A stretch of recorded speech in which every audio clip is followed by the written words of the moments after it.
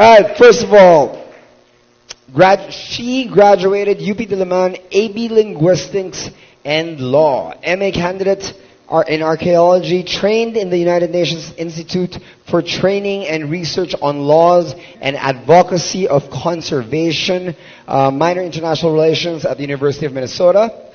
Former NCCA Commissioner for Cultural Heritage, a columnist for Abante, my favorite tabloid, and the host of the #1 radio show in the country, Carambola. Once again, ladies and gentlemen, my friend Trixie Cruz Angeles.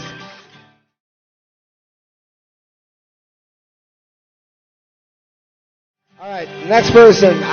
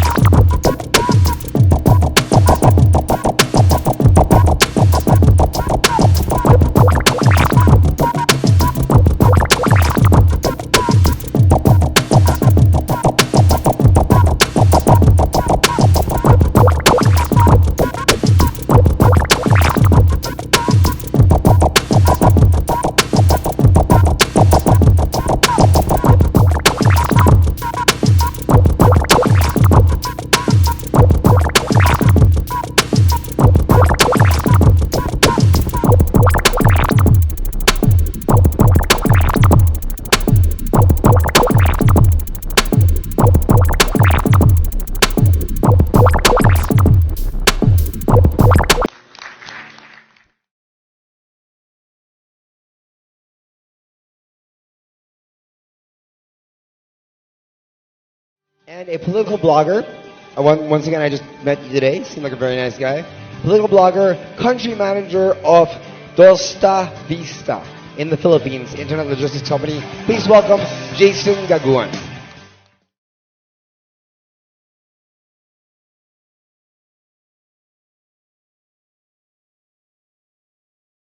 All right. So, I'm not going to introduce myself. All right. We're going to once again, these are the rules. We're going to start first with clips from 6 of the most influential and, I guess, powerful politicians. Controversial. Some of them. Actually, all of them. No. Not Sonny Angaro is not controversial.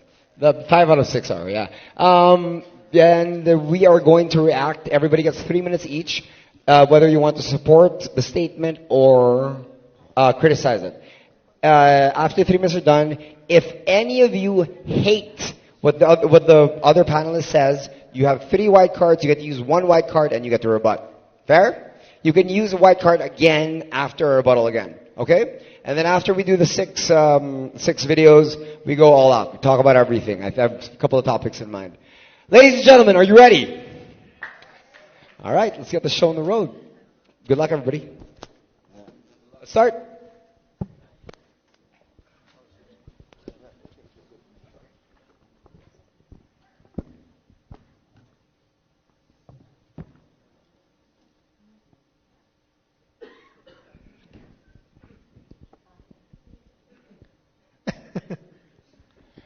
Sabi ni Sas, press play.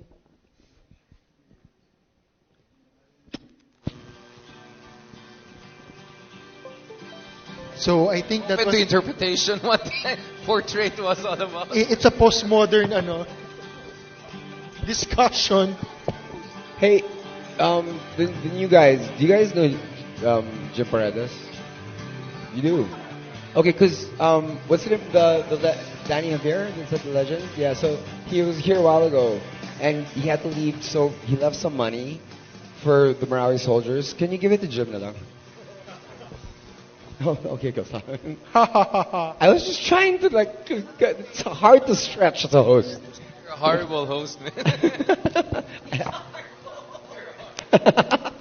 Are we ready? I think Jim Paredes will make a donation matching the donation of Danny Javier. Puede. If he's watching. Yes. I don't want to go too hard on him. I mean, he's I had heard hard this in enough. France. Eh. What's that? I heard this abroad. In Paris. All right, let's do this. Volume, please. Attorney Estelito Mendoza, na sinabi niya, nung pumunta ang father ko pumunta sa China para pirmahan yung diplomatic relations with the People's Republic of China in 1975. Pagkatapos daw nung pirmahan, meron nag-uusap-usap sila, di tapos na nasa isa lang holding room.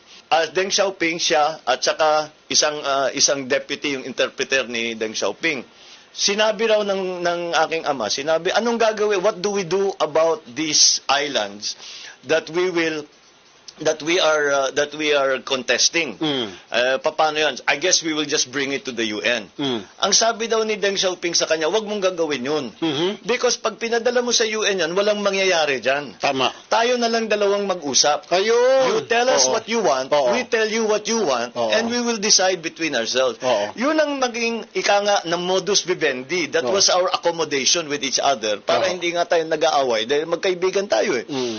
Yun, kaya naman, yung move ni Pangulong Duterte na joint exploration ng resources, parang bumabalik na naman tayo doon sa sistemang yun. Pero ang tingin ng kalaban dito, sir, parang ibinibenta ro ng Pangulo. Ang tingin ng mga dilawan, ibinibenta tayo ng Pangulo ni Pangulong Duterte sa China. Hindi. Kasi kung magkipag-away tayo, hindi tayo makikinabang. Sabi ni Alejandro, may karapatan, pwede na natin girahin ng China, sabi ni Congressman Alejandro. Sige, maggirahin natin ng China, tatagal yun ng mga kalahating araw. Tapos na yung gera. Anong sinasabi lang gera? At sino bang may gusto ng gera? Wala namang may gusto ng gera eh. Pilipinas ayaw makipaggera, China ayaw makipaggera. Alam mo, the most hypocrite. All right. I guess start with me, and then we go that way. Then for the second round. Okay, start with you. Go ahead, sir. Yeah, a few things, no? So, shout out to Politically Bigots viewers. My name is Abel Quintos, and thank you very much for the opportunity. So, two things I want to say here. The first one is, the premise of Bongbong Marcos is the historical account of his father and Deng Xiaoping.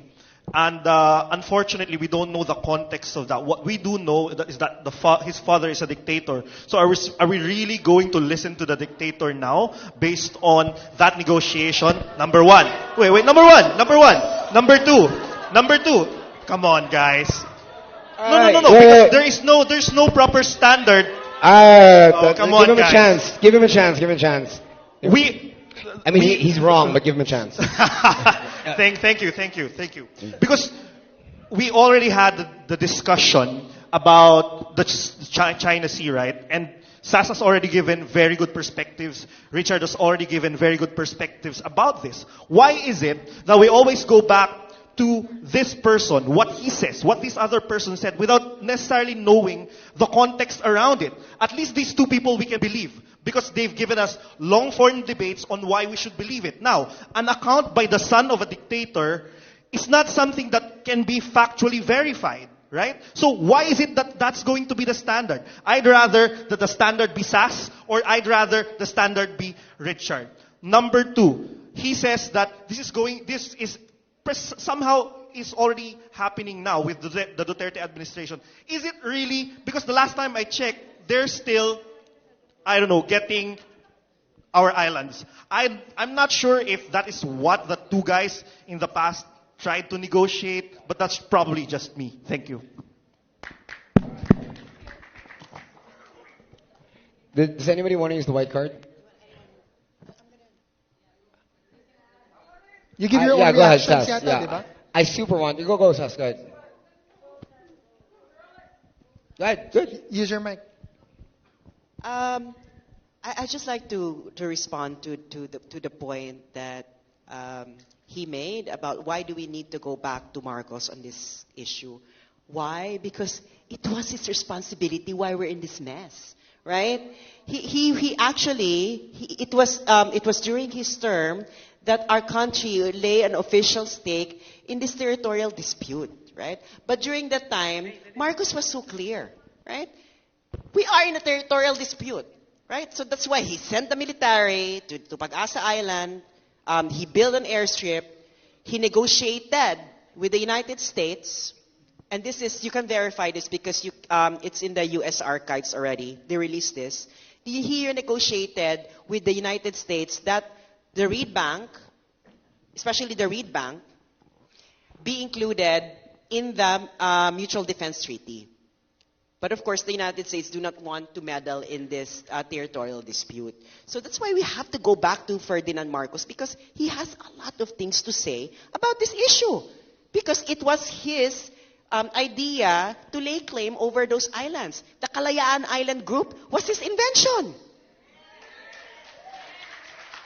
So we have to revisit all those documents during that time. And what an important document that's very interesting during that time was what the original position of the Philippines, right? The original position of the Philippines was, and it is, because it has not been rescinded by the Philippines, is that those islands belong to the trust territories of the Allied powers who won during the World War II. And no country can lay claim over those islands. That's why during those times, the position of politicians and even by the media was the neutrality of those islands.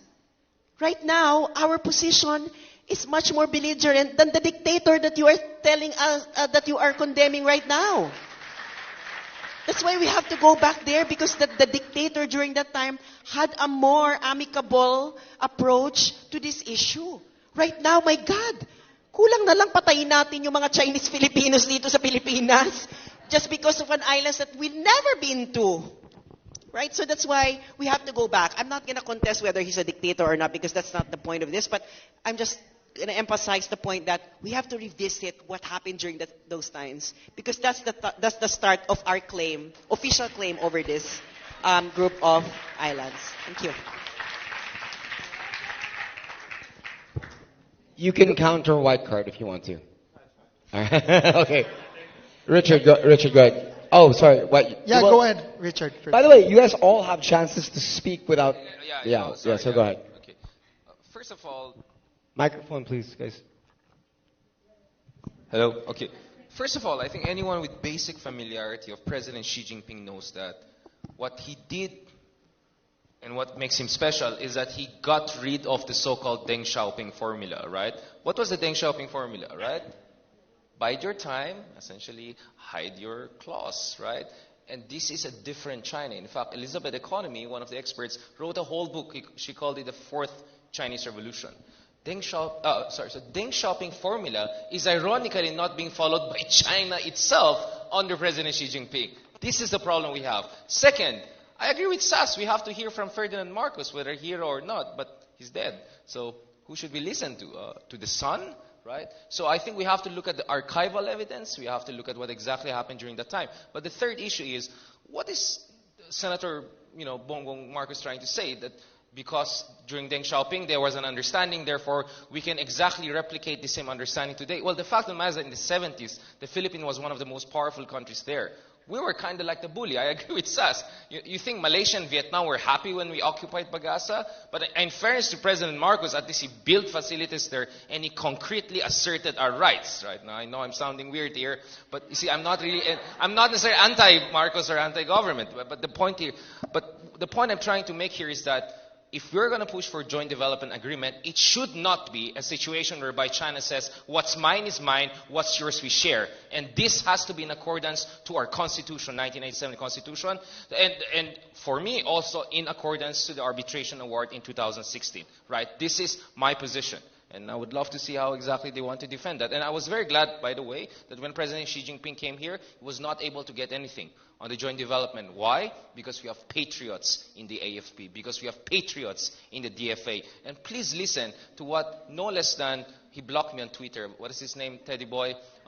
He said that Twitter there were boy. folks that wanted us to kind of compromise with China, but we pushed back. So kudos to the patriots in the Philippine government under this administration who are asserting our rights, sovereign rights and sovereign claims. Kudos to them.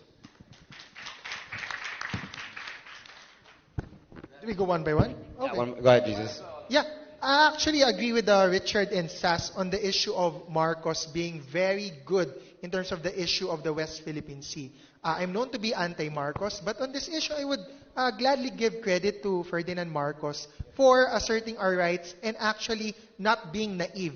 Ang tira ko naman here, kasi anti-Marcos ako, is with what Senator Bongbong Marcos said, no? I think mali yung lesson na nakuha niya sa sinabi ng kanyang tatay. Ang ginawa actually ng tatay niya is makipag-usap kay Deng Xiaoping, but at the same time, wag magpaloko. Which is, okay, sige, sinasabi mo, wag kong idala sa UN. Pero alam ni Ferdinand Marcos na niloloko lang ako nito ni China. We've proven that since Ferdinand Marcos time pa pala. Yun ang sinasabi ni Xi Jinping hanggang ngayon. Let's just have bilateral talks, di ba? Walang patutunguhan yun because mas malakas ang China. They will always get what they want if we don't use other third parties or external mechanisms. So sa akin ang lesson is not yung ang Duterte way ay tama. And that's, of course, again, controversial for people who might listen.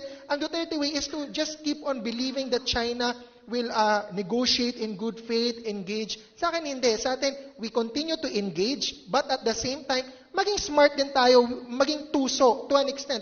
I think Ferdinand Marcos was tuso na while engaging China, okay, gawa din kami, i-claim namin yan, and kung magalit kayo, sige, usap pa din tayo. Yun ang paraan because tayo, hindi tayo pwede umasa sa China eh. They will protect their own interest. Tayo, protect natin ang interest natin. So sa akin, ang call ko for the Duterte admin, keep on militarizing our own AFP, give it a good budget, engage Japan, get coast guards, get naval vessels to be able to patrol, occupy, repair Pag-asa, and shoo away Chinese vessels like Indonesia and Vietnam. I commend Ferdinand Marcos. I think Senator Bongbong had a wrong interpretation of what his dad did. That's my position. Just a point of clarification here. What Senator Marcos wasn't even extolling the virtues of his father, though I wouldn't blame him for saying that. Basically, what he was saying is that all international relations is diplomacy.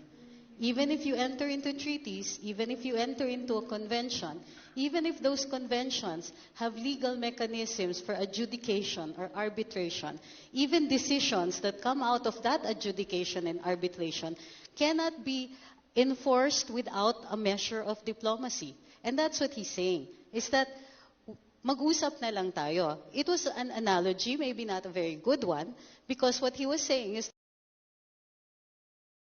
that China was saying na, wag na kayong pumunta doon, mag-usap na lang tayo. When in fact, these things are all still available to us, but yet in the end, all international relations, even those that have what we call a force, a kind of force behind it, will come down to diplomatic relations. Look at the case of Nicaragua. Nicaragua won, US versus Nicaragua. Were they able to enforce it? No, in the end, they were defeated by a stronger power. If Nicaragua had been able to somehow manage to diplomatize itself, maybe they could have gotten something out of it. Instead, they sought a decision from the International Court of Justice, and in the end, ended up with nothing. So what's the solution that Mr. Marcos was saying? He was saying is that maybe diplomacy is the only way out.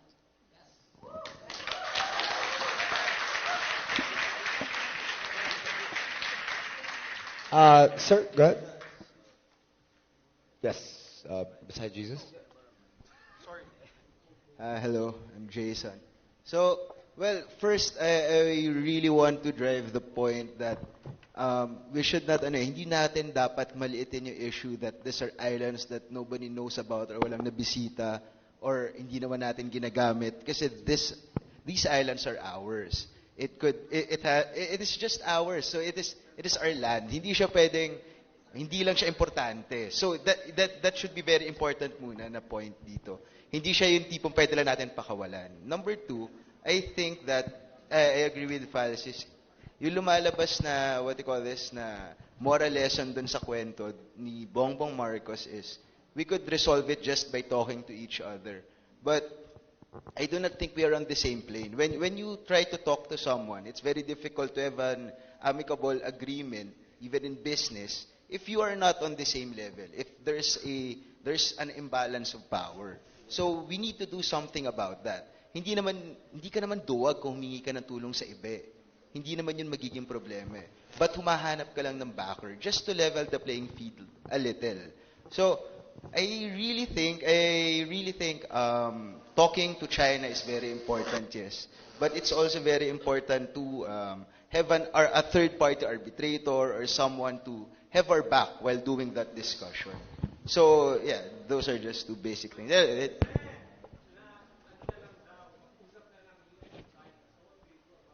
Hindi dapat ganon. Hindi siya dapat mag-usap US and China about us. I mean, you want a white card? Sorry, go ahead. Yeah. Sorry, 3 minutes, done. Yeah. So, if sinasabi mo ba na mag-usap nila US and China, it shouldn't be that way. We should always... Sorry?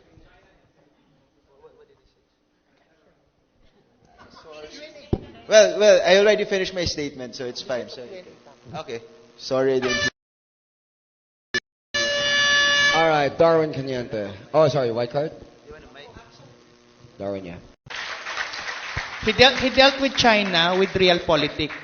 He had a very realistic view of the power balances. He understood where the national interests were relative to U.S. and China. Our position in the Cold War. It was a Cold War. We were dealing with those realities under the threat of nuclear annihilation. We didn't want to be in the middle of that. Okay? And to become a flashpoint for that, we involved the U.S. at that time, for me, would have been reckless. So he played. Like every leader who was looking towards the future, he wanted to see that the country has a future. So regardless of your views about Marcos, he was looking out for us during that time. Nice job, Darwin. You have a white card? All right, Sassel, use your second white card. Go ahead. I will just use my white cards. Mahirap kasi yung bigla tayo magsasabi na those islands are ours. That's an unresolved issue. What is our argument? Why those are ours? Our original position, and if this issue gets decided in the International Court of Justice, where territorial disputes will be resolved, we would be bind to our original statement that the Spratly Archipelago... Will China agree to that? Wait a second. Use Richard, your white card. If this, I'm gonna go back. I'm gonna address your point. If this issue got adjudicated, we will be bound by our original position, and our original position was these islands belong to the trust territories of the Allied powers that won during World War II, and it doesn't belong to anyone. That is an evidence of our position. So if you do not revisit the strength and the consequence of this position, itong pinagsasabi natin na it's ours, it's resting on nothing.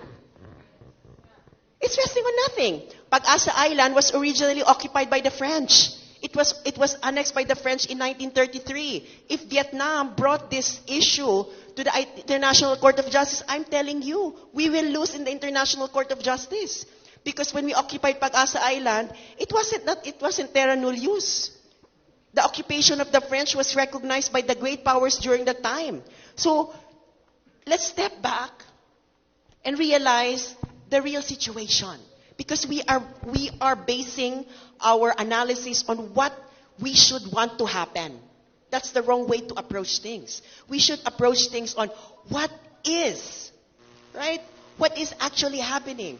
What is our position? Let's base our analysis and strategy on what happened rather than on what we think should happen. Beast mode success. Well done. Okay. I'm going to answer a little more ambiguously and a little more vaguely because I think Trixie, Darwin, and Sass nailed the points that I wanted on the head completely, right? So I'm going to answer, and also because Bongbong was my client, so it comes across as biased, right? So I'm going to conflict of interest, right? So I'm going to answer a little more ambiguously. Abel, is that it? Yeah. I hate. God, I hate this argument when you say like, "Are we going to listen to the son of a dictator?" Well, the sins for everybody here, the sins of the father should be passed on to the children. I mean, come on. Every mess up that you've done in your life, your children should pay for. Is that what you're saying? So Bongbong now has no credibility because his dad did something wrong. I mean, that's silly. That's absolutely absurd. Number two, I think that there are three things that defined Duterte presidency. Just three. The three best things that he ever did. One was the ASEAN. Two was the Marawi siege. And third, and this pisses me off that people don't talk about this enough, is his foreign policy. Because I think he's been killing it so far. I won't dive into it too much because it's a complete conflict of interest, but those are my points. So.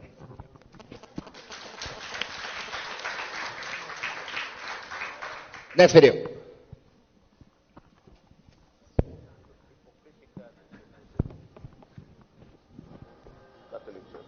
They ask, Jero,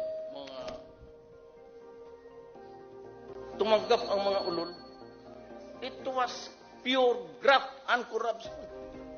Nandiyan, alam mo, the most hypocritical institution of this Catholic Church. They ask, Pachero, tumanggap ang mga ulol. It was pure graft and corruption. Nandiyan sa Constitution, no public money will be spent for any religion. Lahat ng bishops, mag-resign kayo. Mag-resign kayo, pareho lang ang baho natin. I challenge the Catholic Church. You are full of... Our problem is to... Wait, sorry, they passed me a note, so I didn't see. Was he hating on the church? All right, I'm for that. Yeah, I'm anti-church. I'm atheist, so. I didn't hear the Mexican wave. Mexican wave. No, we can start with Reverse wave. Reverse wave. Reverse wave. Yeah, I didn't hear the clip because they passed me something. But Okay, he was saying that there's graft corruption in the church. Of course, yeah. Of course, I agree. It's absolutely the most hypocritical. Yeah. Yes, I agree. I totally agree. I'm 100% atheist. I don't believe in God, and I think that the church is corrupt. There. I once read somewhere that the problem, Catholicism is a really great religion. It's a force for good in the world.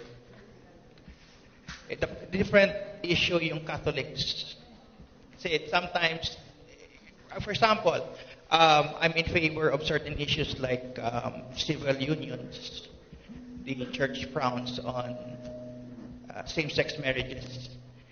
But I believe that, persons of different sexual orientations have a perfect right to be miserable as the rest of us. So sa akin lang, overall force for good ang church, but they have issues. They have to reflect. They have to see whether their interference in our local politics has encouraged corruption, whether their concentration on the public displays of religiosity is something they have concentrated on instead of the internal spiritual upliftment of people. So, for me, he's just pounding on the hypocrisies of the church, and I think if the president can notice that, what more the parishioners, the persons who go to church every day, the persons who see the bishops living a life that is grand, and while the parishioner has to shell out something in the weekly mass contributions. Diba? If the church is the church of the poor, they should share in that poverty. Yun lang sa akin.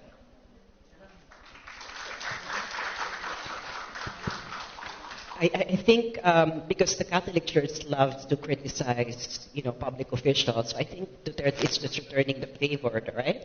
He's also criticizing the church. So, hindi lang man sila pwedeng criticize lang sila ng criticize, tapos pag criticize sila, magrarally sa EDSA. Diba? So, they just, what happened? Okay. So, I think he's just returning the favor. Pero I hope na these attacks on the church should have a purpose, right? It shouldn't just be a wanton attack. And I think one of the key purposes, and what should be the key purposes of this attack on the church, is to really delimit the influence of the church and the state. Kasi for a long time, the church has been meddling in state affairs, right? Diba? Ito kasama natin si Carlos Celdran, nakulong, diba? He was convicted. You know, Celdran Blasphemy. and I, yeah, blasphemy. Celdran and I fought, right, on Duterte, but I actually called for President Duterte to pardon him because I do believe that, you know, what he did was just right, to criticize the church for its meddling in our state affairs. So I think ito dapat ang maging malaking mensahe nitong ginagawa ni Presidente. Hindi lang yung nagiging source lang siya ng entertainment na ay minumura niya yung simbahan. No. What was he doing? What he's doing is like telling the church that for a long time, you have been meddling in these affairs and you are not even a democratic institution. You don't even allow reform happening in your church. Then why the hell are you doing this to the state, right? You should now start reforming your institution because at the end of the day, you are a very hypocritical institution given all these crimes and corruption that is present among your ranks. So yun lang aking position. Thank you.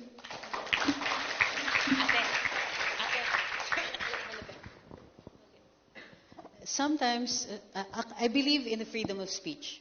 Whether you're a bishop, a priest, layman, sinner, like me, then you, or the president, then you have the right to speak your mind. So I don't take it against the church when they do. However, the church has, in some instances, I don't really call it meddling, but made a manifestation that is outright dangerous to the state. In instances like birth control, which endangers us. I mean, let's face it. Plus, it makes an imposition on the state regardless of the beliefs of the people that the state must govern. For example, those of us who are not Catholics, yeah, outright dangerous. So when the president bites back, using the same freedom that the church exercises, bato-bato sa langit. Diba? That's it. You bite, we bite back. Hello? Yeah. Well, I think that's okay for him to talk like that for the church. Kasi, kasi it's full of people and hindi may iwasan na corrupt yun eh. Pero, I think, ito yung problema minsan sa rhetoric kasi ni Duterte. Kailangan natin hulaan palagi yung gusto yung sabihin. If sinabi, kung sinabi niya sana na straightforward, kakaya na sinabi ni Sas na ang ibig niya pala talagang sabihin doon is reform in the church at hindi lang kumukuha siya ng pajero, I think that would really be best. So, probably, if we could, structure more kung ano yung sinasabi niya. But, yeah, I think it's okay to talk like that sa simbahan. Hello?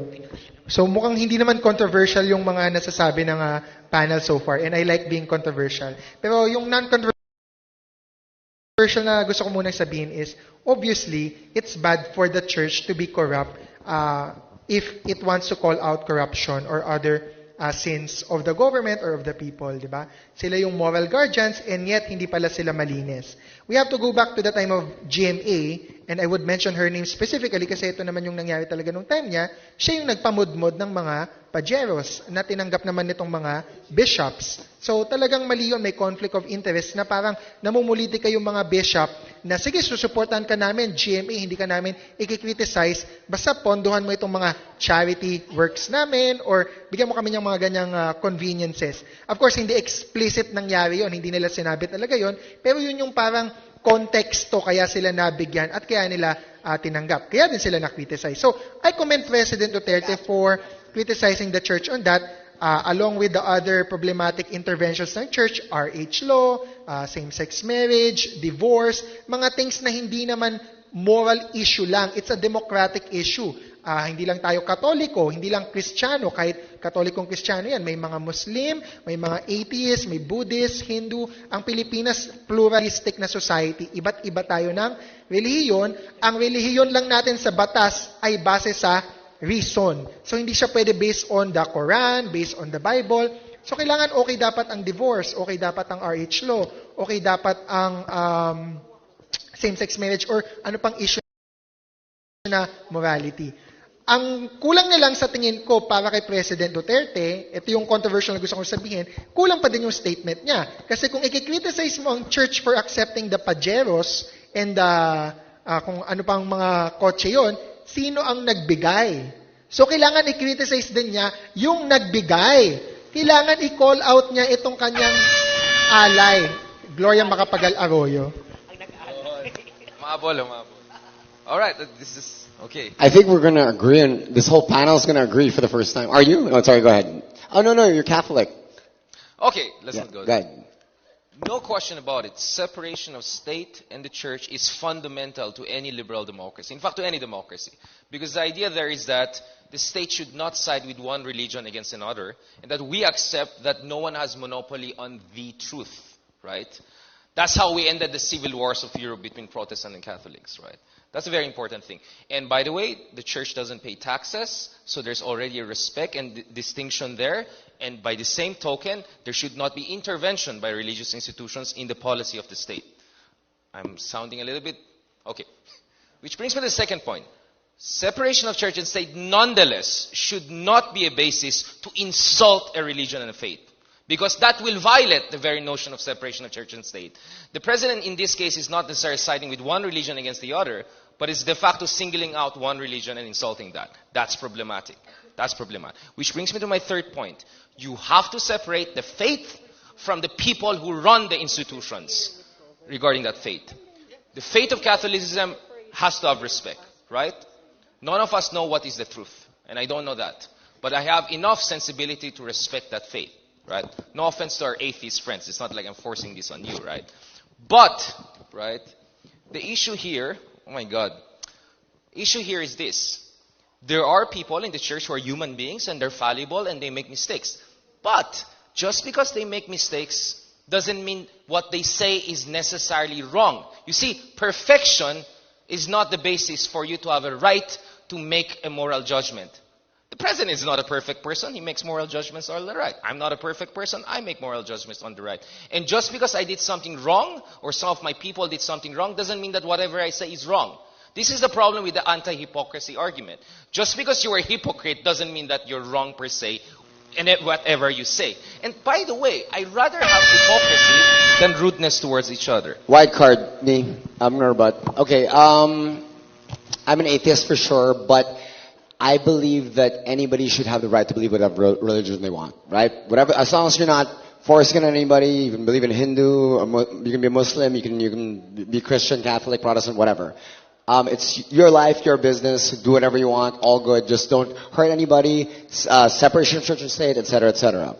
But when you say that you are disallowed from insulting or actually better word, criticizing a religion, I'm sorry, you're wrong. That is the quintessential definition of freedom of speech. Because if you think that every religion are fundamentally compatible with each other, that is absolutely erroneous. Some religions are way worse than others. Way worse. Like these are explicit, quantifiable evidence. All right, like when you should be the whole point of freedom of speech is you should be able to criticize anything. Right. So I'm going to give you an example. I'm not going to talk about any other religion. I'm going to talk about the religion that I was raised in, which is Catholicism. Take a guess what the pandemic is for pedophilia for priests now. This is fact. Take a guess. 6%.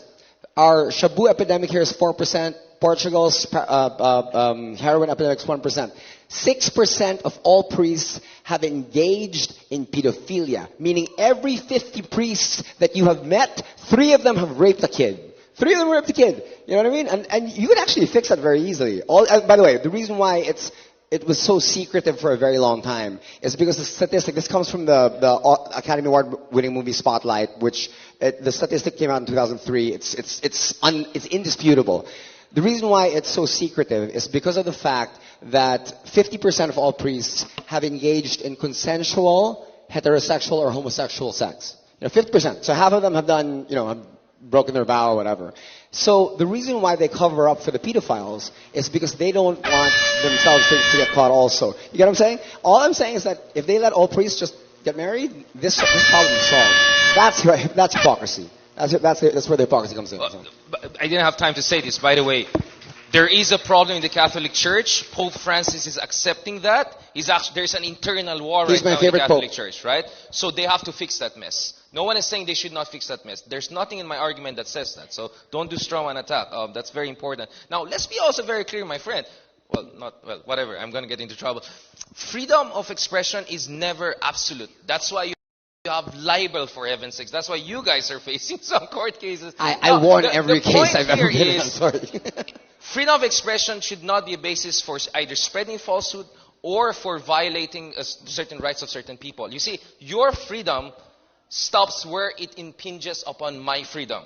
That's the fundamental principles that undergirds liberalism. And I think we have to be very clear about it. See, I'm not imposing a certain faith on you as an atheist.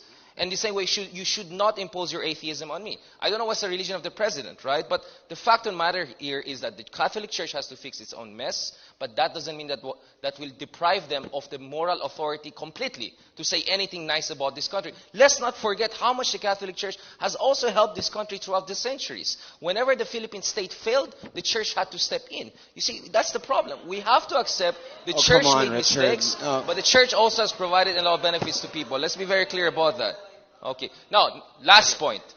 The reason why the president is getting away with insulting Catholic is because maybe a lot of Filipinos also feel that the Catholic Church has to just stop criticizing the president on certain issues. That's why, for instance, if the Catholic Church has a disagreement with the president on the drug war, I believe that they have to come up with an understanding. The Catholic Church should help the state to undertake a proper approach towards the drug war. So again, my point is this. The church has to also take care of its own mess. It has to take care of its own business and not just criticize the president. That's where they have to also cooperate and help out. That's what I'm saying. It's a very nuanced position I'm pushing forward. Sure. That's why I love this long form. And guys, my God, it's 11 p.m. and we're around here. I'm so proud of everyone. All right. Thank you so much. Good job, Richard. I disagree, but I'll let Sass something. Go ahead. I'm done. 2 points. Yes, freedom of speech is not absolute, but the restrictions of the freedom of speech doesn't include not insulting religion. Actually, there is a Supreme Court case that decided on this matter, on insulting religion, and the Philippines. And actually, you can insult religion because freedom of expression covers that. That case involved INC and ang dating daan, if I can remember, right? INC and ang dating daan. Ang dating daan was like insulting, INC is insulting ang dating daan, and ang dating daan won the case, right? Okay. And then second point is, we have to put Duterte in context, right? And that's the Philippine context. We have this Filipino notion of, bago mo linisin ang bakuran ng iba, linisin mo muna ang bakuran mo. This is part of Filipino culture, right? So we have to consider what he's doing within this context, and that is the context of what he's saying. So I still agree with what Falsi said, that you have to also recognize who gave the Pajero, right? Who gave the Pajero? But I'm not defending GMA, but GMA is like a really, really realpolitik leader, right? She would do anything just to get things done, even these kinds of things, right? But that's it, right? So that's his context. Bago mo linisin itong bakuran ng Estado, linisin mo muna yung bakuran mo. Bakit ka linis ng iba? Ang dumi pala ng bakuran mo. So it's reminding the church that in order for you to have moral ascendancy, right? You should practice what you're preaching first. Here. Thank you so much. Yeah. Go ahead, well, I just have a few points about this. The first one is, I believe in the right to offend. I'm sorry, my friend, but I do, because I know Do for you a right to fact. offend? The right to offend, yeah. I know for a fact that we already legislated laws. Libel is, that is the limit, or that is where we draw the line, right? So, right to offend. But there's a caveat there. The caveat is, for me, the church has the right to create political statements based on its moral code. That's fine. But secondly, can criticize the government as long as it's based on facts, which also cuts both ways, right? If Duterte will attack the church, and he can because he has the bully pulpit, and he has that right, he is the voice of the Filipino people, right? I would hope that the attacks would come from, or be based on facts as well, right? So if he says these people accept pajeros, discourse, etc., shows the proof. Why? Because he has influence, and without any factual evidence, these allegations are baseless and puts an entire institution that is believed by the entire country to be the moral code of their existence into a bad light. I don't think that is something that is healthy. Second, I agree with Sass. She says the church has to clean its own house. I agree with that. I agree with Franco. The church has to do that, but maybe the Duterte administration should do that in its own house. Thank you. All right, bro. I agree with everything you just said. Wonderful statement. Okay, I'm just gonna piggyback on it.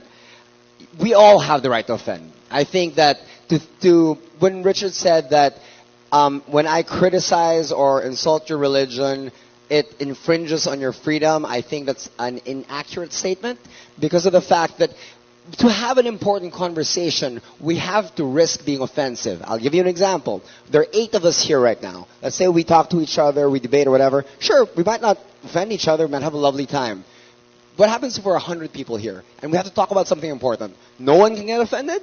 What if it's 1,000 people? No one can get offended? We have to risk being offended if we're going to talk about important issues. And when I criticize based on data, based on real data, that some religions are worse than others, I'm sorry. That is completely fair. That is 100% fair. That's my point. Okay, I hope I'm agreeing with Richard on the fact that just because you're a hypocrite, you can't be right. Sabi nga nila, broken clocks can be right twice a day. At the same, we look at the speech of the president. Nagalit siya. You have to understand the rage behind it. He has faced the hypocrisies of the church head on as a local official. He knows whether a priest fathered a child.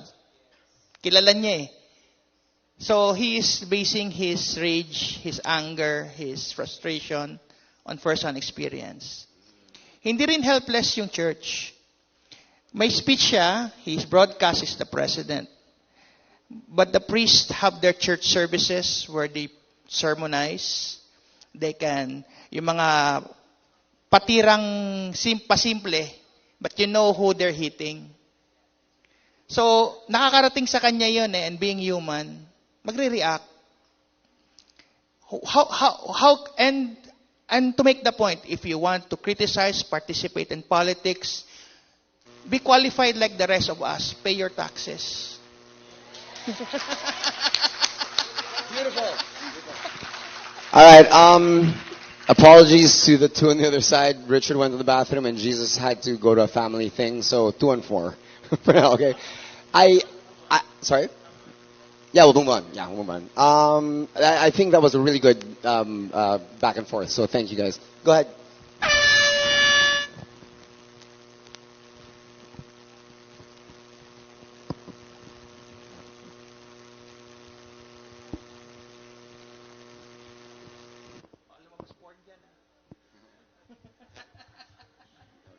Our problem is to give a paycheck to the Filipino people who are jobless. Our problem is to give a paycheck to the Filipino people who are jobless, so that they can consume. But to do that, you have to create jobs for them. And to create jobs for them, you have to have money, capital. And that capital is not available domestically from our own source. We have to open the country to foreign capital. Remove all barriers to foreign investment in the country.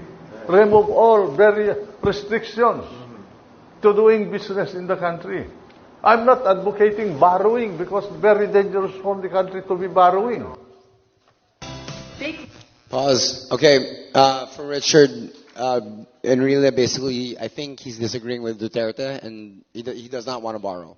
He wants to borrow from anywhere, China, whatever. He thinks that the way to move forward is to remove all barriers to entry for international investments, so that it brings more jobs and all that stuff. Right? Yeah, fair. Okay, go ahead. All right. I actually agree to this. Rather than borrowing, we want to explore other opportunities that might create jobs. The only caveat that I would like to look into is maybe it's fine to be free trade. That's been an age-old principle. But there's also some degree of protectionism that has to be in place, because if that foreign investment competes with a weaker local business, small, medium enterprise, then maybe the government can somehow prioritize the small, medium enterprise, or at least level the playing field so far as that is concerned. Very quickly, history of capitalism is very clear. Debt has been fundamental to capitalist expansion, right? Because you're essentially making decisions today based on assumption of how much you'll have in the future. So doing away with debt defeats the whole point of history and capitalism. Now, the question for the Philippines is this. Are the levels of borrowing that we're going to sustain something that we can take care of down the road? And for me, I actually appreciate the fact that this administration under the Build actually has a very diversified portfolio for our official development assistance. In fact, most of the big projects are so for Japan. Subway in Makati and BGC, North-South Commuters Highway. So I don't agree with some folks in the opposition who are saying, we're going to be, Chinese debt. No, I don't agree with that. But nonetheless, we have to make sure that the debt levels will never be too much for our economy. And the good thing is, actually, the Philippines is the second most attractive emerging market in the world, and our credit ratings are going higher. So it's actually very cheap for the Philippines to borrow.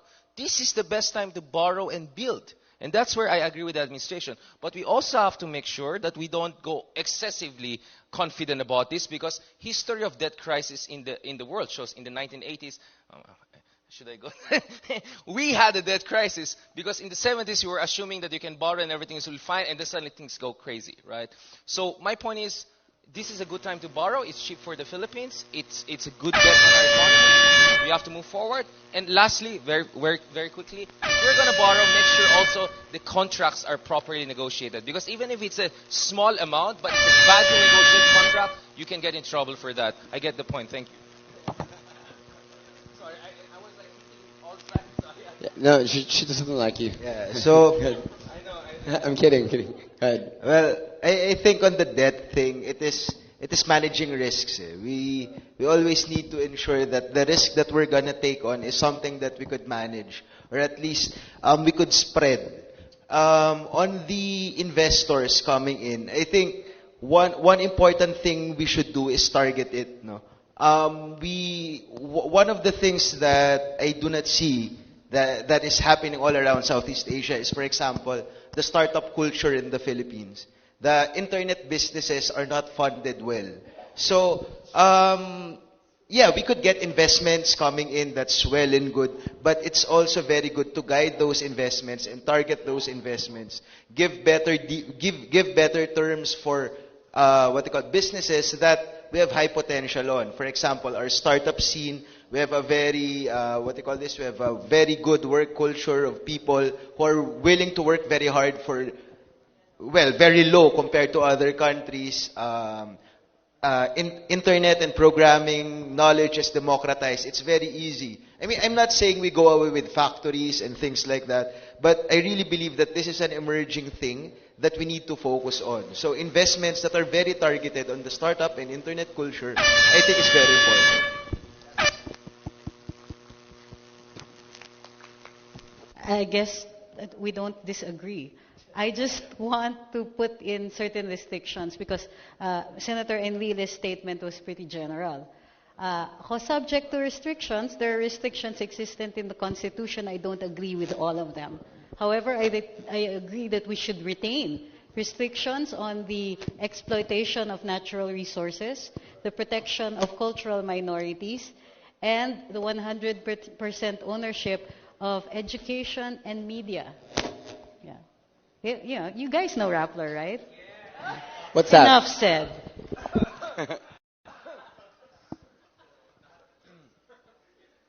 Well, I agree with lifting restrictions on foreign investments, save for those protections, and especially maybe not in the Constitution, but as a matter of law, to protect strategic industries, right? Like, for example, water, what is it? Water, electricity, telecommunications, transportation. Those strategic industries should be majority owned by Filipinos, because I don't really think that letting foreigners control those strategic industry would be good for our national security. Second thing is, it's not just about attracting investors. It's making sure that we attract the right kind of investors. And part of that is making sure na yung bansa natin is attracting the right kind of investors. Kasi kung open ka nga sa foreign investor, pero puro naman casino yung itatayo, what the hell, di ba? So you develop your population, you develop their skills, etc., so that it would attract the right kind of investors, like what Singapore did, right?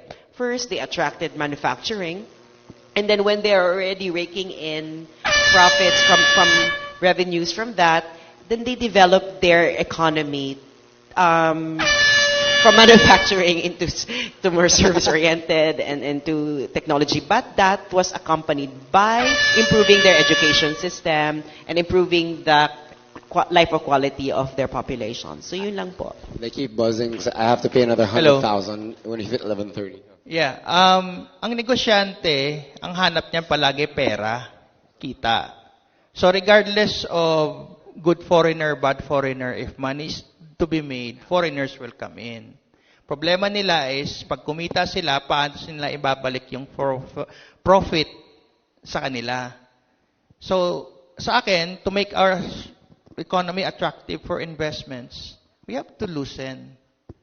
What's the difference between a foreigner going abroad and having a foreign employer and having the foreign employer be here?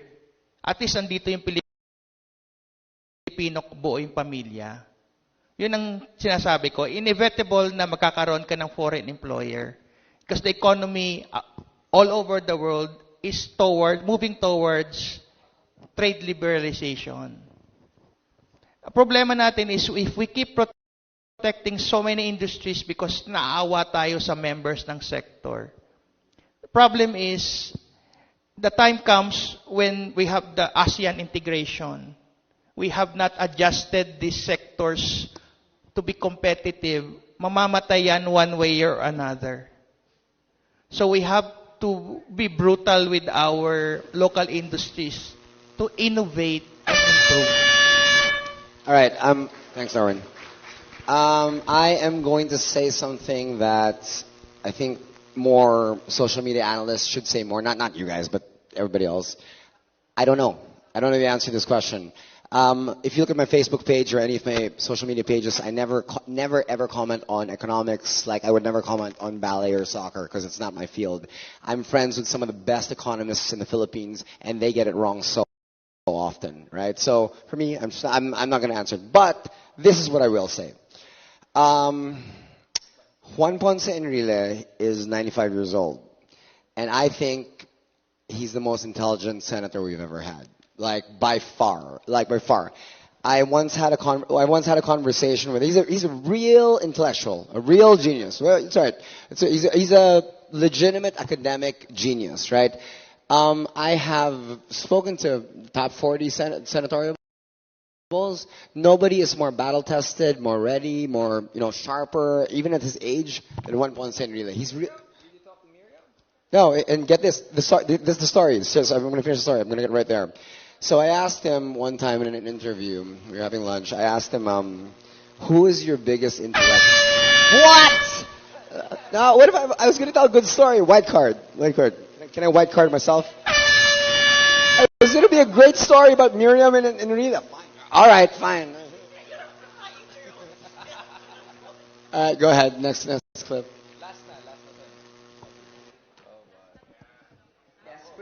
Deceive the gullible and swindle the naive. If unchecked, fake news cultivates a culture of lying. If purveyors are allowed to get away with their lies, they embolden government officials to also lie in order to escape accountability, crush dissent, and commit illegal acts with impunity. At merong panganib din na ang maling online behavior ay siyang maging asta natin sa totoong buhay. Kung hahayaan natin yan, baka lumaki ang mga bata ngayon na intolerant sa pananaw ng iba at madaling maniwala sa haka-haka. Ang kalungkot na kailangan pang... Pause. All right. Sorry. I'm horrible at Tagalog. Can you translate what Chris just said? She was in English. There was translation. Subtitle. Well, yeah, sorry. Can you help me out? Basta fake news. Pangit ang fake news. Pangit daw yung Tapos... ginagawa mo. Actually, she wants to legislate against fake news. I guess that's okay, the I got thing. it. Okay, all right. I have an answer for this. I think it's impossible. It's like in the U.S., they are barely competent at planting flags on what is fake and not, with all of their technology and whatever, and all the ulterior motives and all that stuff. To think that we can do better in the Philippines, I think that's absurd. So. Okay, ang concern ko dito sa fake news issue is the gatekeepers chosen by Facebook, Rappler and Vera Files.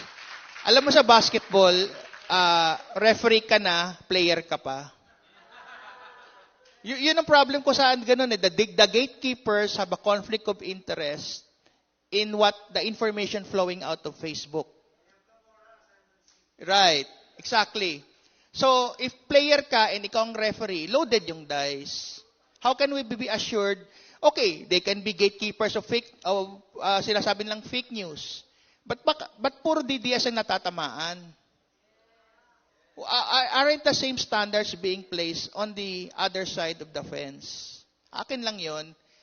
So, hopefully they play fair in the future. You know, if they want to build their credibility as gatekeepers or fact checkers or whatever the hell they want to call themselves, they should show credibility by being impartial to all spectrums of the debate. Hindi lang palaging kami ang tinatamaan. Well, we already have a law against false news, di ba? And it was amended, itinaas yung penalty, but it's just false news that is against the interest of the state or endangers public order, right? I know a blog that endangered public order before, but it wasn't penalized, no? And that's why I think this... Itong sinasabi ni Grace po na fake news encourages lying, etc.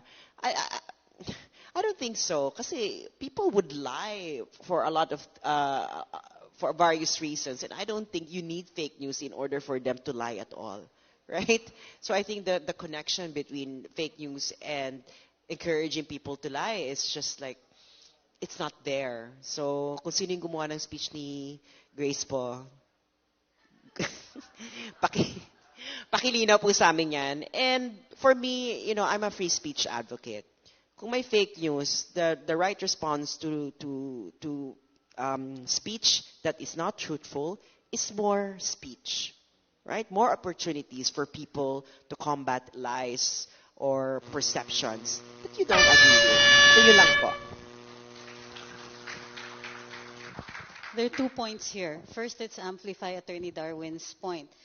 Rappler and Vera files are not only the conflict of interest extends to economic conflict of interest. Why? They're a media company. They're supposed to be selling advertising, etc. They target other media companies as well. They targeted Politico which is one of the sponsors here, which is also a news aggregator. It competes with Rappler for online views. So if you tag somebody as fake news, you get them off Facebook, you minimize their readership, you just got rid of your competition. And where is that going to be fair? Ever. One. Two, fake news, I think, is not even a legitimate issue. The only time it is legitimate is if it affects public safety, and we have a law against that already. But why public safety? Well, you deliberately give out misinformation that puts people in danger, puts the state in danger, ruins our credit. Hello, Lenny Robredo. Diba? Then it becomes legitimate. But why? Sometimes fake news is really just... I need this point.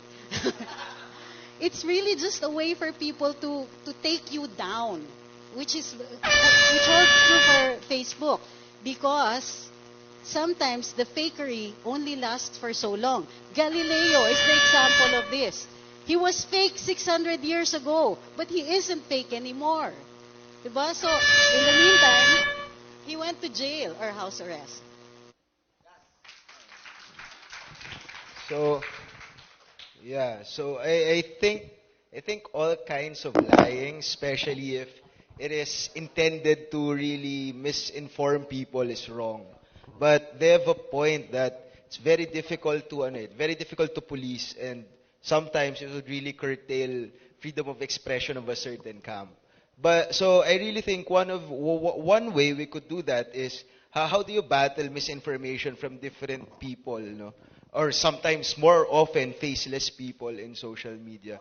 We need to strengthen our institutions, rather than discredit them and shame them. So, for example, our educational institutions, we need to strengthen them more, and then empower them, and then our media even. I know we call them, sometimes they lie, or I don't know, we tell them they lie, but instead of shaming them or disenfranchising them, I think it's more important to empower these institutions. Kasi kung wala na tayong pinapaniwalaan, tas lahat ng mga institutions natin, lagi na lang natin sabing sinungaling, mali, and then we call them different names, rather than empowering them or helping them in fixing it, medyo mahirap yun eh.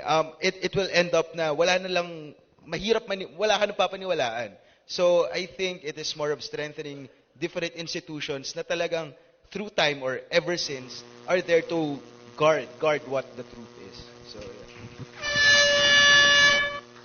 I think we're in the wrong crowd to talk about fake news. People know what I meant. The thing is this. First of all, it's very interesting to say that, when the president insults the church and all, he has freedom of expression. When certain critical media says certain things about certain people, suddenly, it's a violation of truth and everything like that. So I think we have to be very clear about that. Freedom of expression should not be freedom of expression when it serves your political agenda and purpose, right? It has to apply quite uniformly. Second, evidence suggests fake news can kill people. If you don't bother to research about it, I don't know where you get your news, maybe from some blog on Facebook. Check what happened in South Asia. There were thousands of communities' lives, particularly certain community in India and Sri Lanka and Maldives, and even in Myanmar, whose lives were endangered and people were killed because there were false news being spread, right? On WhatsApp, on Facebook. Which brings me to the other point. My biggest problem is actually with Facebook and this social media institution. Why? Because they're making tons of monies. They're actually publishers already, but they pretend to be platforms. So the other year I was in one of the forums in Canada, and one of our speakers was Eric Schmidt, who was one of the co-founders of Google. And he admitted that they already have the technology to crack down on it. So the only reason they did not crack down on it, because of profit, right? This is the problem. I will blame Facebook and social media more than anyone else. And the last point, I kind of feel for Grace Pope, because, on one hand, she's getting attacked a lot from certain quarter for supposedly attacking their freedom of expression. But I'm also surprised that she's not appreciated also for taking a stance against certain kinds of fake news that could actually endanger public safety. And just to close, the problem with fake news is that it poisons the well of democratic discourse. And that's why we have to regulate that, but also make sure that we don't define fake news in a way that tramples upon people's freedom. That's why it's very, very tricky. So for me, it's a case-to-case basis. But in principle, yes, you should regulate fake news. Yeah, okay, I'm going to use my last white card very, very quickly. I agree with you. I kind of feel bad for Grace.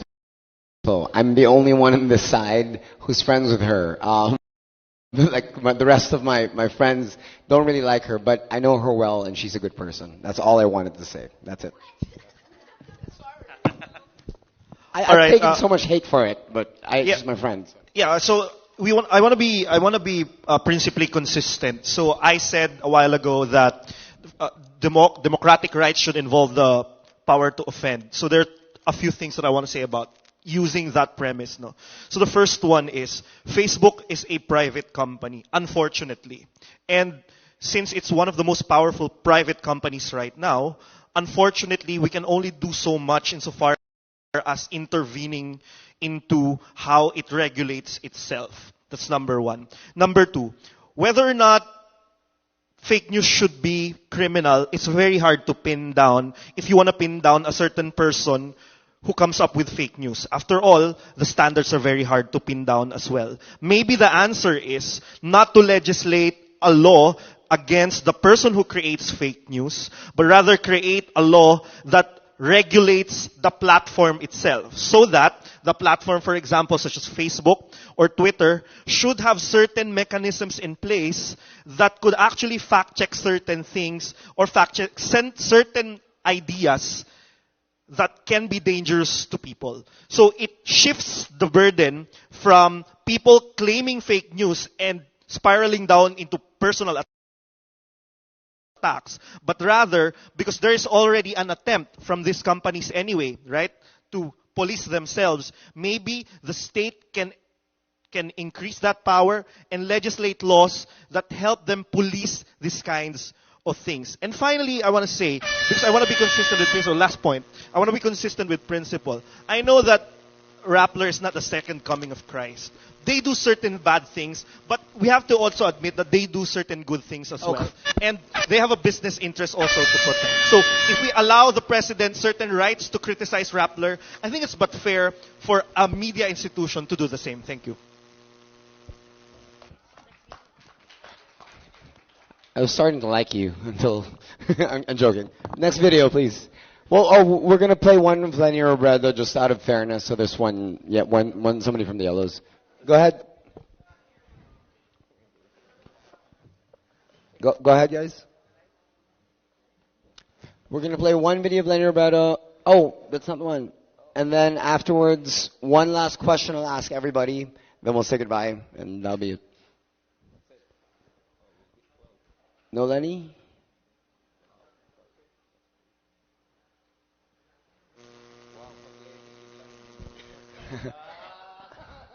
Conspiracy theory bigla, no? All right, you want me to just end with... I have no idea. I haven't seen the videos.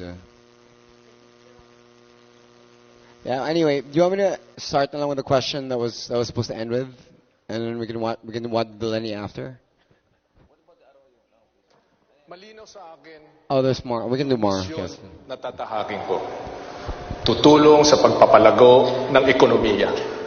Dito nakasandal ang lahat ng pamilyang Pilipino. Unang-una, iriripil ko, hahain ako ng panukala para maripil ang probisyon sa paglalagay ng buwis sa produktong petrolyo na nakapaloob sa Train 1 at Train 2. Simpleng-simple lang po yan. Alam natin na domino effect yan. Pag nagmahal ang transportasyon, nagmamahal lahat ng pangunahing bilihin.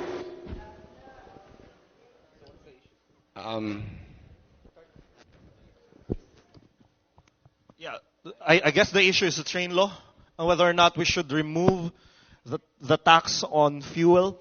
I think there are a lot of ways to address this, but I think one of the more effective ways is for a calibrated response, right? If price of oil reach a certain mark in the international market, there has to be some automatic caution for for us not to increase the same. So kailangan biglang, I don't know, maybe subsidize, the government should subsidize a certain amount of the price for the Filipino people. It's not exactly free market, but it also allows us to caution the shock for our brothers and sisters in the transportation industry, so that it will not trigger an inflation. But number two, on the broader question of whether or not we wanna repeal the train law, I would say that I agree to this. The train law is something that may be beneficial to a lot of people, but it's also not perfect. I think that the 2019 election is the best time to evaluate whether or not we really want to go through with this or we want to make amendments about it. So, just basically it. My position is very clear on this. The fundamental problem is not the tax rate, but it's tax collection.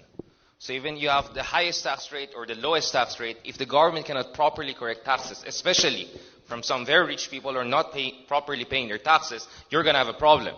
Because you need to raise taxes in order to support basic public services. The Build, Build, Build initiative of President Duterte is not going to be free. Politicon. Okay. Wow. It's not free. We need to raise fiscal resources, and we cannot just rely on China or Japan or everyone else to deal with that. The Asian Development Bank is saying that we have $11 billion infrastructure spending deficit every year. So we need to raise taxes. Which brings us to the train law. I think the problem with the train law is that there was over-optimism in terms of the forecast of the administration, that this will not have kind of a spiral effect on inflation. And then namalas sila kasi sumabay ito sa increase sa oil prices. And then, by the way, you should not only blame the economic managers, there was a problem also with the agricultural sector. Food was actually the primary source of the inflation spike, more than anything else. And hindi po kasalanan ng DOF primarily yan, kasalanan po yan ng mga people in charge of food supply. But the problem also is that we push back against the inflation by importing so much food, and that's going to hurt our own farmers and agricultural producers. So that's why a calibrated response is the way forward, and you have to raise taxes, but most importantly, raise tax collection. I think that's correct. No? That's very important, collection, because, well, execution is very important. I mean, you could think of things, but executing it well is very important. I think what he's saying, the tax buffer for oil, it's also done in South Korea, and it's helping them. But more than the train law, I think I would comment on the statement done here, because it is done by a lot of politicians. So there is a very complex problem. For example, price or the economy or something. And then politicians always dumb it down to a statement. Not only him. I mean, I'm saying everyone else.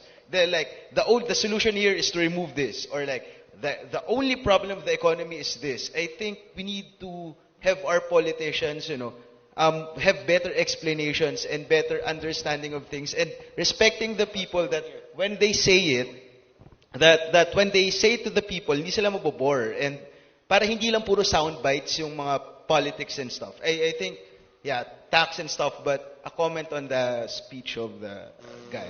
Okay. That's why we're here, right? To explain these things, because politicians are just going to give us sound bites. So I'm glad that we're having this kind of long... Trixie? Here. Marlo has his pandering. He thinks, he thinks that he can say some nice thing like tatanggalin ko yung excise tax, and everybody's going to be happy because inflation will go down. Bad news for Mar. As he was speaking, inflation went down to 3.8% without the excise taxes being touched. What the hell, diba? What are you talking about? The excise taxes weren't the cause of inflation. As a matter of fact, Richard is correct. And primarily, it was rice. The most basic staple, we were running into shortages because the NFA Council refused to import. So that was the problem. It wasn't the excise tax. When it comes down to it, you pay only about 3 pesos. Your excise tax isn't even that big. The unspoken thing that Mar is saying is that he will not continue with Plane 2. And Plane 2 is even much more important because it removes the tax exemptions of the oligarchs. And that's basically what his message is. If you vote for me, the oligarchs come back into power because I'm going to keep them safe because their tax exemptions are going to stay. Nice job, Trixie. I'm really suspicious when politicians say that they will remove taxes, right? Especially now that we have provided new free services to our population, right? Free healthcare and free education. How are you going to fund this? Too expensive. Right? Way too expensive. Healthcare is a very expensive thing, right? And then you have education. That's why I don't also agree that they say that the train law ay nagpapahirap sa mga tao, right? Yeah, they pay taxes, but it also comes back to them in terms of free services. Right? You have free healthcare and free education. Right? So hindi now offset yung pinagbayad mo kasi hindi kasi ni-explain kung paano rin bumabalik sa kanila. I think that's one of my major frustrations about this administration is that the communication, the way they communicate things to the people needs to be really, really, really improved. May 3 years pa, guys. So, habang may buhay, may pag-asa. Yun lang po. Thank you. Ako, I'm a bit libertarian when it comes to taxes. The best place to have your money is in your pocket. Ibig sabihin, the less the government collects, the more you spend, the more the economy grows. I believe that. That said, when it comes to taxes, I'm more partial to windfall taxes. If oil companies make so much money, instead of the excise taxes, if they have excessive profits, we should tax them. Windfall tax yon. I'm a bit lightening up on Marojas overall because I believe in positive reinforcement. Lumayo na siya sa dilaw. Nagkulay blue na siya. So, we should encourage at nilaglag ni Chris Aquino. So, let's be happy for him that he has found his balls. I mean, he has found his courage for his own identity. So, yun, good job. Yun lang. Great job, Darwin. Coincidentally, I've also been lightening up on more a little bit. Okay, so I said this in a previous interview. I'll paraphrase horribly here, but I think our country is darkened and debased by so many people who speak and behave like the right when there's so much room to be wrong. I think common sense is readily available, and in many instances it's all we need. But this lack of daily social humility is the bang that unhinges us from our humanity. I don't fucking know if Mars right. Hopefully he is. I'll actually root for him here. Like just for that issue. So that's it. Yeah. And any white cards? Because I'm gonna ask last question. White card. Go ahead. Sorry, just a little comment on what Sass said. She says that when these people are pandering, it irritates you because it seems like parang they can solve this in this, di ba? Madaling isolve. I would encourage maybe the other side also to use the same degree of accountability to that side, right? So when you say I can end endo in certain amount of time, right? Or I can say like rice crisis, I'll solve that in 3 days, or the most famous 3 to 6 months. If we can criticize the former senator, and we should, and because this is about accountability, right? Then we should use the same degree of accountability for the incumbents right now. So that's just a side comment. It's not an attack. It's just that let's use the same lens for everyone else. Thank you. All right, last question before we end. First of all, everybody here has been excellent. Thank you so much for doing this. I'm going to narrate a story that will, I think, fascinate a lot of you. It'll entice some debate. And I'd like to hear your reactions. Okay, so I keep mentioning Enrile, but this is just a really, really cool story. So I interviewed Enrile for TV in a show called Misconsensus, and I started the show by asking him, who is the most popular Philippine president of all time? Was it Ferdinand Marcos at his peak or President Duterte at his peak? And he answered like a professional politician, smooth as silk. He sidestepped. He goes, you can't really compare because they had different problems from different times. There were, there different people, different times, whatever. So he sidestepped it beautifully. An hour went by, and I tried to trap him with some really hard questions, like nuclear energy, universal basic income, and the guy nailed every question perfectly. Well-read, and incredibly intelligent, etc., etc. And then I ended the entire hour, the entire interview, with this question. I asked him, who is the next Philippine president in 2022? Is it Bongbong Marcos or Sara Duterte? Because those are the front runners, clearly, right? So well, I'll no, so vice presidential candidate, possibly. The yellows have to field somebody, so I don't know if it'll be Lenny or Drilon or Bam or whatever. None of them will win. And then you know who the dark horse is? I'm giving a 4% chance. I'll give it. Let me just give everything. Okay, so the dark horse here, who I'll give like maybe 3-4%, are the Villars, because Cynthia's had a stranglehold on the number 2 spot, and now she's married to the richest man in the country. That's power, right? And yeah, so we have Bongbong and Sarah on the top 2. And then so I asked him who it is. Now, without batting an eyelash, without even hesitation, you know what Enrile told me? Enrile said, Enrile is very close to Bongbong and he's friends with Sarah. He said, Franco, don't underestimate Manny Pacquiao. And I was like, what? I was like, it didn't even cross my mind. Like, and he explained to me why. He goes, I've been hanging out with him a lot recently. He's so suave now when it comes to the press and politicians, etc., etc. So, kind of makes sense. I mean, would I vote for him? Maybe not. I don't know. But that's the landscape now as far as I'm concerned in 2022. Bongbong, Sarah, Manny. And then Villar is 4th, then the rest. Comments, please. I have a dark horse for me. I don't agree with a lot of his decisions. I have a bit problem with his career in the judiciary. But I'm betting on, I'm thinking sana tumakbo Antonio Carpio. I don't know. Not for political leanings, but the thing is we have to break the paradigm between yellows and Marcoses. We have to have somebody who is not affiliated. Yeah, with political. No, I'm not saying I will vote for him. He's an interesting character that I'm thinking who should run.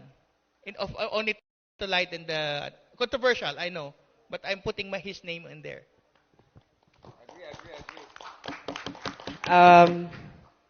Well, my position for 2022 is, I think I have made it clear before. I hope that in 2022 that our country is already transitioning into a federal parliamentary system. Because I'm so tired of this personality politics, right? We are being given an option between personalities, when in fact we should be given an option based on political policies. And we can only have that if we transition to a parliamentary system, right? And along with that, we should have a federal form of government, an evolving form of federalism, that those who could already start and be autonomous should be given the right to do so, and those regions who cannot stand up on their own should be given help until they were able to stand up on their own. So on 2022, it's not about Bongbong or Sarah, but about a change of government system for me. Thank you. I don't really like talking about the next president because whoever shows an early edge gets attacked mercilessly and becomes the target of operations. So I'm going to put Chris Aquino's name out there.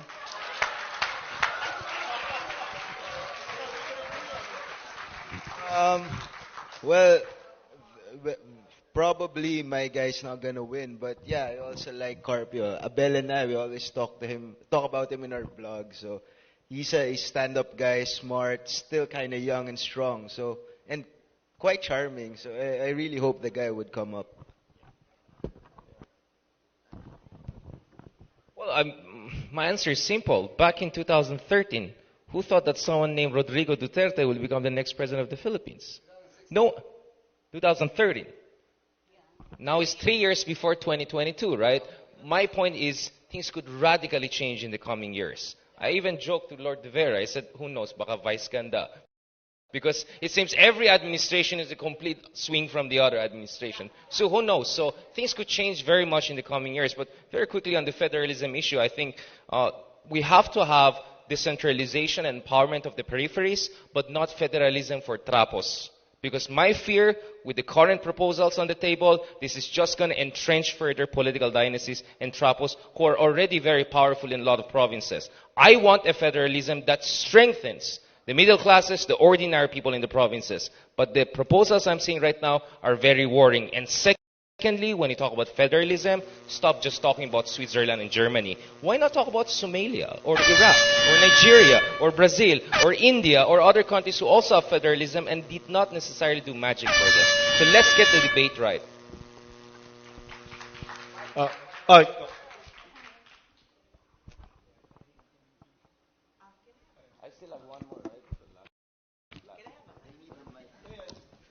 Ito pala. Yeah, I just like to comment on Richard Herdarian's point about let's focus on Somalia, India, etc. na hindi rin nag-work ang federalism. You know, federalism, in order for its magic to work, you have to observe it in the long run. So you have to observe the countries that are federal now and that are doing well. And look at their history when they were not yet doing well. And then what they did in order for federalism to work for them. Because if we're just going to observe Somalia, when did Somalia become federal? And then Somalia was entrenched in a civil war. So it's not really the right country to compare ourselves to. India is a huge economy, right? Let's say that federalism, some federal regions in India are quite doing well. Some federal regions in India are not doing well. But that's really the case. Even in the United States, federalism is not always doing magic. The thing here is that we have been, our system of government has always been unitary. And it's not worked for us since it's been instituted. Right? So I believe that we should go back to what our country was before. And that is where every islands actually had a degree of autonomy. And during that time, we never, economies were flourishing because they have a certain autonomy in order to manage their own affairs. Right? Thank you. Not even a minute with my last thought. Geez. Can I have okay. Hello. My point is very simple. What's more important than the form of government are the people who run the government. I want a guarantee that a change to federalism or parliament or whatever it is will take out all these troubles and put the right people there. Because if you cannot guarantee that, then what's the point of changing the form if you cannot change the substance of our politics?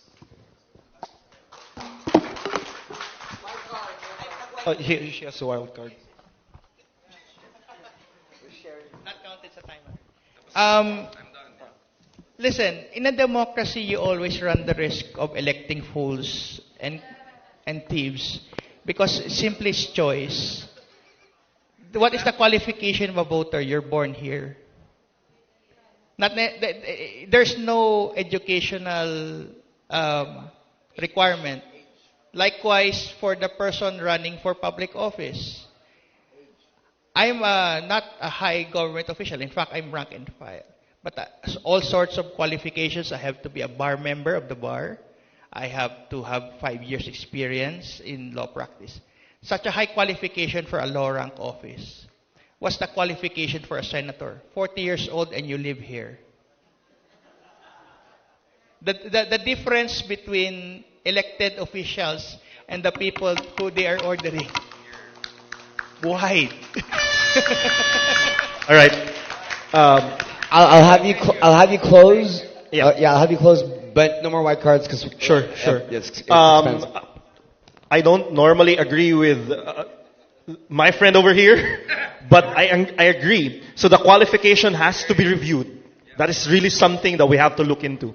Number two is that I don't normally agree with Sara Duterte, but if she says that warlords might take over if we don't do this properly, this federalism project, then I'm with her in that. My bet sana in the next presidential election, there are no indications here. I'd like just Scarpio, but more than that, I'd really like Sani Angara to look into it. Sani Angara will make an excellent vice president. Excellent. Like, yeah. Yeah. He's never lost in his life. Yeah. All right. All right. I'm going to end this right now. Ladies and gentlemen, Abel Quintos. Impressive, man. I'm so happy that you said yes to this. Ladies and gentlemen, Richard Haydarian. Jesus Falsis is with his family now. Round of applause for him too. Of course, we have Jason. Love your shoes, by the way. The epic Trixie Cruz Angeles.